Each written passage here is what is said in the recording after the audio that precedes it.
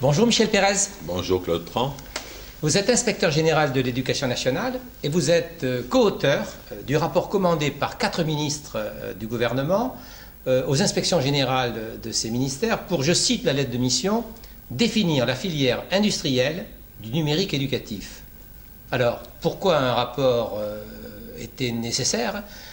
Quel risque y avait-il à négliger la mise en œuvre de cette filière ? Tout à fait. Donc ce rapport qui était commandé par les 4 ministres concernés, donc y compris le ministre des Finances, le ministre du Redressement productif, économie numérique et éducation nationale, nous a signé 4 enjeux. Premier enjeu politique. C'est-à-dire quels seront les producteurs de ressources éducatives en France dans les prochaines années, compte tenu des évolutions du numérique. Et surtout, quels moyens aurons-nous de garantir l'égalité d'accès au savoir dans tous les territoires. Un enjeu éducatif, la France est en retard pour les usages du numérique, de nombreux rapports européens et internationaux le montrent. Un enjeu industriel, il y a là une forte opportunité de développement industriel pour notre pays, par le biais de l'économie numérique, et un enjeu économique, évidemment, puisque la chaîne de valeur dans le cadre de la constitution de ressources numériques évolue considérablement par rapport à celle des ressources papier que nous connaissions. La question de la dépendance et de l'indépendance nationale nous était aussi posée par, évidemment, les évolutions actuelles, car on ne peut pas imaginer que nous nous retrouvions face à des ressources exclusivement conçues ailleurs sur la planète pour l'éducation de nos enfants, des ressources que nous ne pourrions pas évidemment contrôler ni vérifier. Et il y a là des enjeux culturels, il y a là des enjeux politiques, des enjeux sociaux, des enjeux stratégiques, exactement. C'était un rapport qui était nécessaire à l'instant où nous nous trouvons aujourd'hui. Alors, l'éducation, on le constate, de plus en plus, devient une activité commerciale mondiale. Le gros gâteau mondial du e-learning est par exemple évalué à 91 milliards de dollars avec une perspective de croissance annuelle de plus 23% jusqu'à 2017. Des analystes misent sur une multiplication par 15 à l'horizon de 10 ans de ce segment. La France a-t-elle les atouts pour participer de cette compétition ? Alors nous pensons que oui, après avoir rencontré les 84 acteurs que nous avons rencontrés, aussi bien des entreprises, mais aussi des décideurs, aussi bien des entreprises internationales que des acteurs nationaux. Nous avons identifié, nous avons fait une cartographie de l'industrie du numérique en France, qui est disponible dans les annexes du rapport. Nous avons identifié 150 entreprises qui travaillent directement sur la production de ressources ou de services numériques éducatifs. Et ces entreprises françaises ont tout à fait la capacité de produire les ressources dont nous avons besoin. Simplement, il y a, pour arriver à cela, un certain nombre d'obstacles à lever, et c'est important d'arriver à lever ces obstacles parce que, évidemment, comme vous l'avez dit, le cœur de l'économie numérique est responsable en France de à peu près 5% du PIB et génère jusqu'à présent 1 500 000 emplois. Les perspectives de croissance sont phénoménales. L'Internet a déjà généré un quart de la croissance française depuis 2009. Et si je ne m'abuse, si la France est 5e au plan des puissance économique mondiale, elle est à la 20e place ou autour de la 20e place pour ce qui est de l'économie numérique. Exactement. Donc les derniers rapports le montrent bien. Il y a là véritablement un défi à relever. Nous avons en France un panel d'acteurs qui sont tout à fait capables de relever ce défi. Nous avons des éditeurs scolaires qui sont capables d'évoluer, qui ont un véritable savoir-faire, qui sont des grands professionnels. Nous avons des entreprises du numérique éducatif qui sont capables de produire des logiciels, des services. Nous avons des opérateurs publics, le CNDP notamment, tout le réseau CEREN, qui sont eux aussi en capacité, à condition qu'on dise exactement comment s'organiser, comment travailler. Nous avons des auteurs, nous avons tout un écosystème dont j'ai parlé tout à l'heure, nous avons véritablement les moyens. Simplement, il faut arriver à coordonner tous ces éléments pour entrer dans l'ère du numérique. Alors, vous énumérez dans le rapport un certain nombre de freins. Bon, je ne vais pas tous les reprendre, mais il y en a deux qui m'intéressent particulièrement, enfin qui nous intéressent plus particulièrement. C'est ce que vous appelez les freins liés à un défaut de gouvernance et les freins de type pédagogique. Est-ce que vous pouvez nous expliquer cela ? Il y a des obstacles organisationnels. Donc c'est la question de la gouvernance. On sait aujourd'hui que toutes les grandes entreprises, que toutes les grandes administrations ont géré le passage au numérique en mode projet.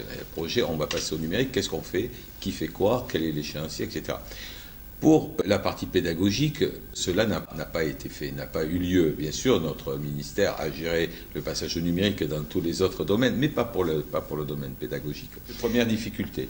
D'autre part, le numérique éducatif est dispersé auprès d'une infinité d'acteurs que sont les collectivités territoriales, des différents établissements scolaires, etc. Ce qui occasionne une grande dispersion aussi des solutions retenues.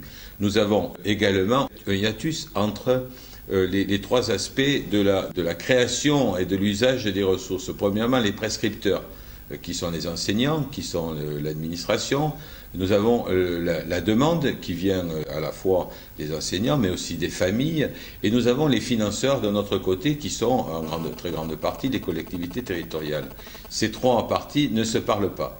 Donc il y a là déjà un premier obstacle que nous avons... faire en sorte qu'ils se parlent. Après, il y a les obstacles pédagogiques, il y a évidemment les traditions pédagogiques, il y a l'équipement des salles de classe qui n'est pas adapté à ces usages en général, quoique des efforts soient faits.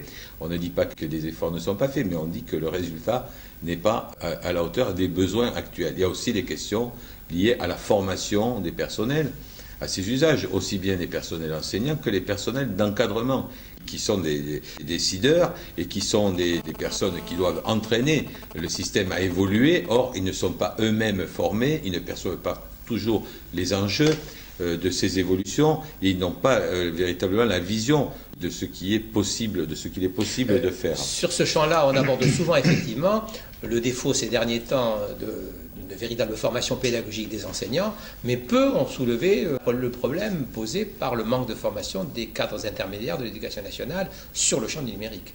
Absolument.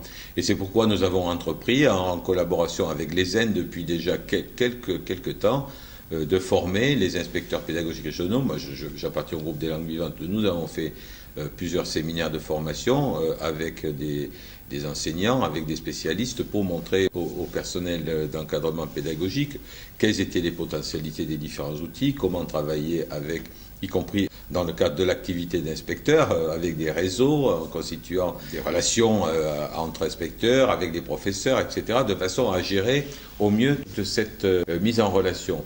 Cela étant, il reste encore beaucoup de chemin à parcourir. Alors, venons-en au rapport.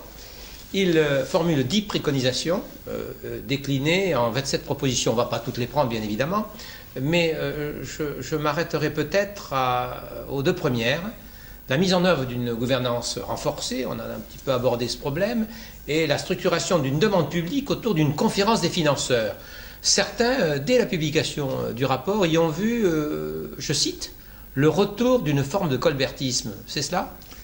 Alors écoutez, nous avons été surpris de cette appréciation, car nous étions très très loin d'imaginer faire du colbertisme. Notre objectif est plutôt de permettre à tous les acteurs d'avoir une visibilité plus grande sur l'ensemble des possibilités offertes par le numérique, d'échanger, d'être accompagnés dans les pratiques pédagogiques. La question de la gouvernance se pose donc. Le ministre y a déjà répondu puisqu'il a adressé, je crois au mois de juin, une note aux recteurs leur demandant de mettre en place une feuille de route du numérique éducatif dans leurs académies, de mettre en place une gouvernance renforcée par contractualisation avec les collectivités territoriales. Tout le monde se parle et c'est bien indispensable puisqu'on ne peut pas considérer que les uns et les autres ont chacun un champ d'action délimité qui ne serait pas susceptible d'échange avec les autres. Donc c'est de cette gouvernance renforcée entre État, collectivités territoriales, usagers, enseignants, parents d'élèves que doit émerger cette nouvelle gouvernance. Par ailleurs, au sein même du ministère, une direction du numérique éducatif est créée. Elle n'est pas encore opérationnelle, mais elle est créée, elle a été annoncée et elle sera créée pour mettre en place véritablement le service public numérique éducatif qui est voulu par la loi. Donc tout cela doit être mis en œuvre. Si on aborde cette création justement d'un service public d'indexation des ressources existantes via leurs métadonnées et d'un portail général pour donner de la lisibilité à l'offre, là je cite le rapport, est-ce que vous ne pensez pas que des enseignants très attachés à leur liberté pédagogique puissent penser que celle-ci n'est pas compatible avec un portail institutionnel? Alors, écoutez, c'est une excellente question parce que la liberté pédagogique des enseignants est entière, elle est inscrite dans la loi, il n'a jamais été question de la contraindre ou de la brimer de quelque façon que ce soit, mais au contraire, de la faciliter par une meilleure connaissance des ressources existantes.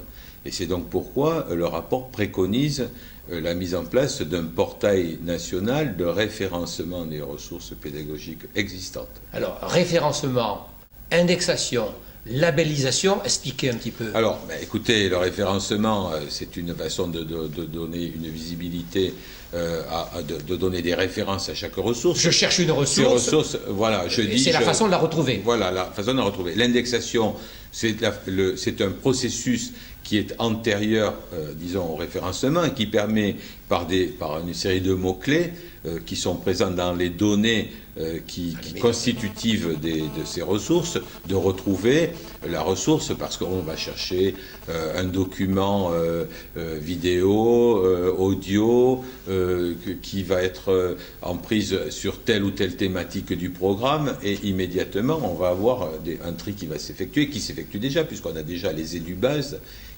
qui sont le référencement national des ressources disponibles dans les académies et labellisées par les... Celles-ci sont labellisées. Celles-ci sont labellisées. Mais dans le portail dont nous parlons, il s'agit pour chaque propriétaire de ressources, qu'elles soient libres de droit ou commercialisées, ces ressources sont référencées par le propriétaire lui-même, avec bien sûr un cahier des charges, mise en place par le service public de l'éducation, ce serait éventuellement possiblement le CNED par exemple, et de façon à vérifier que tout ça est bien correct.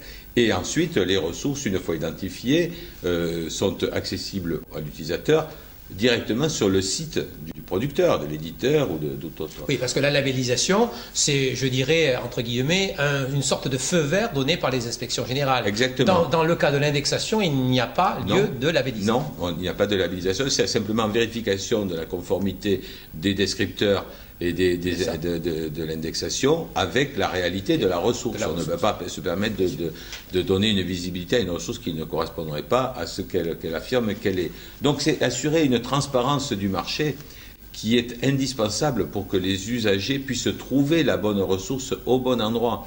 Et c'est simplement ce que nous avons souhaité faire. La labellisation, c'est autre chose. C'est sur le site EduScol, par exemple, via les édubases, on va trouver des ressources qui sont déjà validées en académie par les corps d'inspection. C'est tout à fait autre chose.